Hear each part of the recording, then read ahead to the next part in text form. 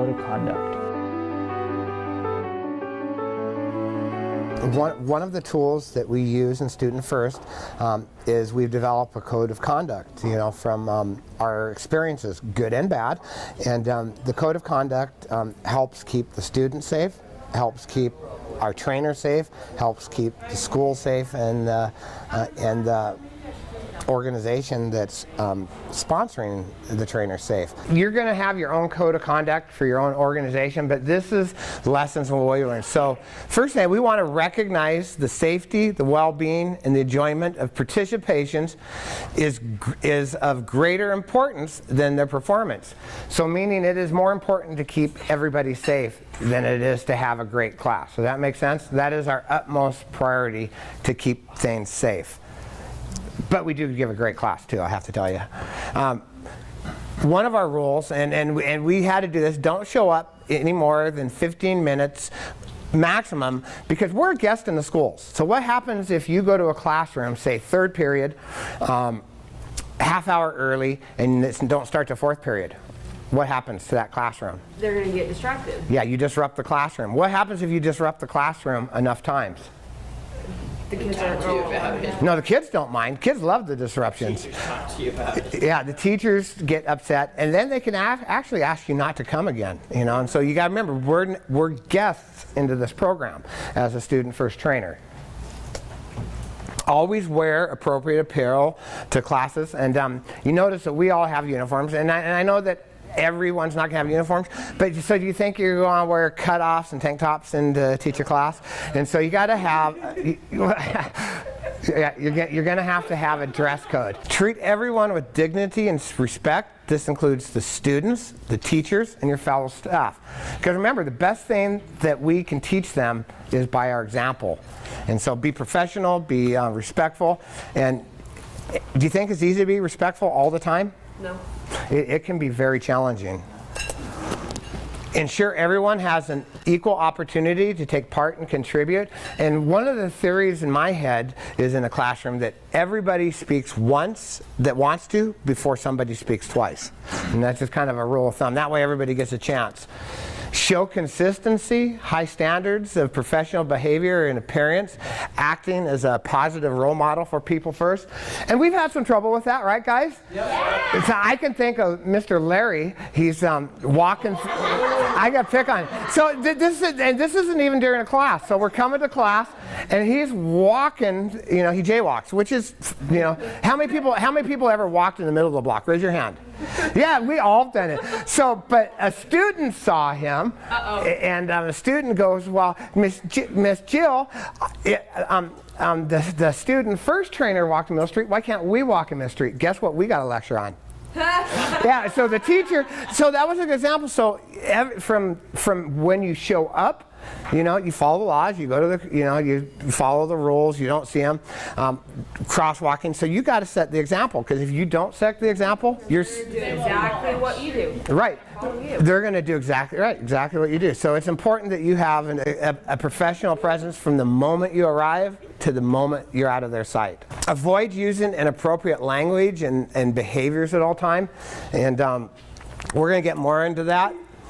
And this is important. Avoid showing favoritism to any particular student. And it's hard not to, because you're going to have your students that shine, but you can't show the favoritism, because what happens if the student that shines, and everybody knows their favorite, what's going to happen to the student that maybe doesn't shine? They're not going to like the class. They're going to want to get out of there. Right, and what else? They're going to feel upset. Right, and they're not going to want to shine. They're not even going to try to shine. So you got to try to not show that. And it's hard, because they won't pay no attention to you. Right, because you're going to have your favorites. To keep it to yourself. Keep it to yourself. Nobody needs to know.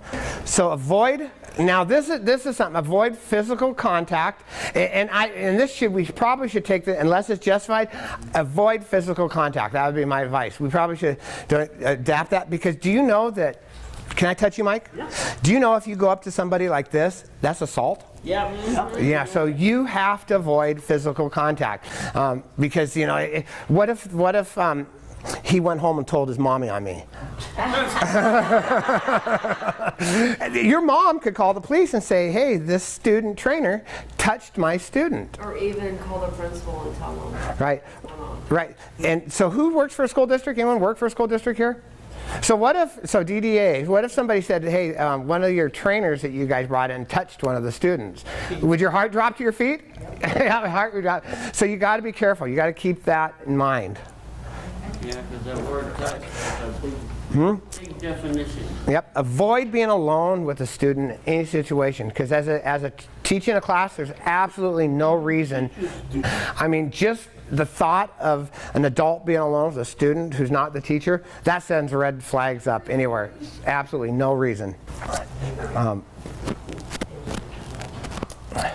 So code of conduct. So yeah, our code of conduct's kind of long, but challenge any form of abuse, bullying, discrimination, bad language, violence, or offensive or appropriate behavior.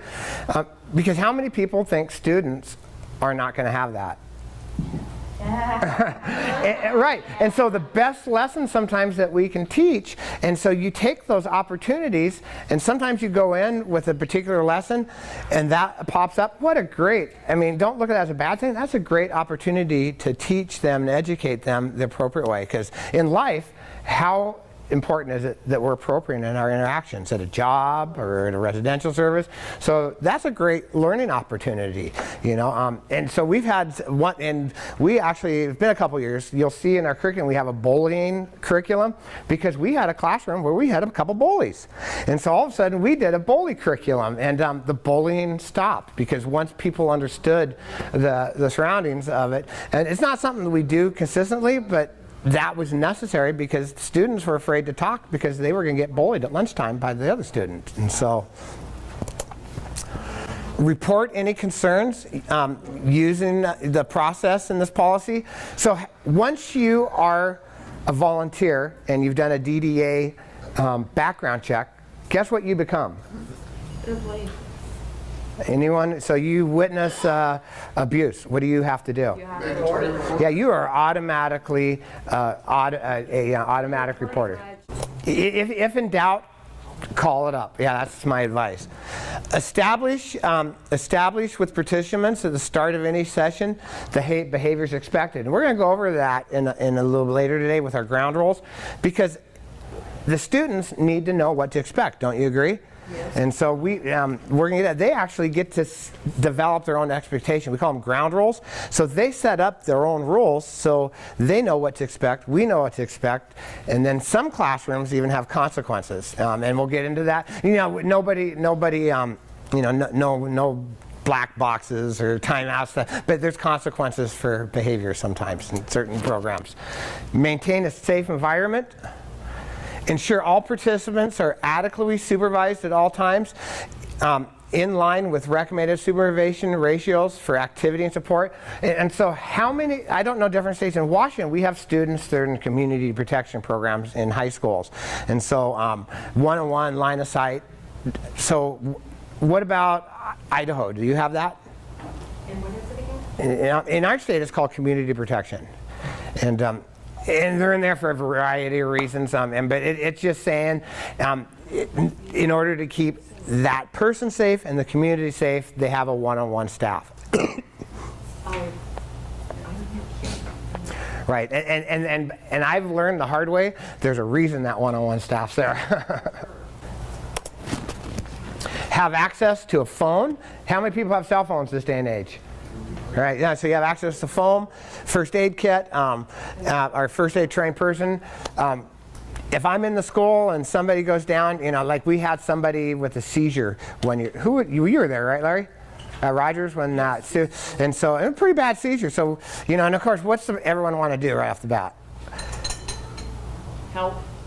They want to look. Everyone wants to have it. So what we did is we moved all the students into another classroom because at that particular school we have 3 classrooms that come in to one class. It was like 40, 50 students at one time. And so if you're seizure prone, man, the stimulation there, no wonder they didn't have more seizures. So we moved everyone out, got space, called, and, they called the student nurse in, we took care of it. So we continued the class over there and ignored it and let that student get the care they needed and moved on with our class. Be aware of all necessary procedures, information relative to your position. So you're going to have emergency procedures, developed. If there's an emergency, what are you going to do? And most of you guys are from an organization already, right? So you're going to have your emergency policies and procedures. So you're really going to need to fine-tune that, to have a few basic rules in place in case. And we've only had, in 12 years, 2 real emergencies. So, but it does happen. All right, and this is something new, and again, we've done this. We don't allow any fraternization, no dating between staff, board members, or employees of People First. This is the boring part. I swear it gets fun from here on out, but this is the important part because once you decide to go into class, you have to go in there and have this in your head to keep yourself safe, the students safe, and your organization safe. We're going to keep it nicely, have some laughs, have some smiles. Of course, we're still a team, and that's all that matters. Is we come, we show up, and we work hard, and we do our thing for the students every single week, and that's an important thing to do. Coming up next, initial meetings of a Student First Club. If you would like more information about Student First and starting a club, contact Donna Larry at pfow@clarkston.com. EPIC is a grant of national significance. It stands for Equal Partners Interstate Congress. And if you're interested in more information about leadership and self-advocacy, contact EPIC. You can contact Noah, Noah, @arcwa.org.